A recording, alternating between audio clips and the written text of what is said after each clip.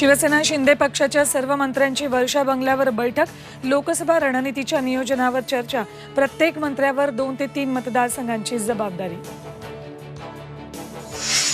नाशिकमधून भुजबळांना उमेदवारी दिल्यास 48 मतदारसंघात महायुतीला विरोध करू, सकल मराठा समाजाचा इशारा, जातीवादी भुजबळांनी समाजात वाद लावल्याचा आरोप।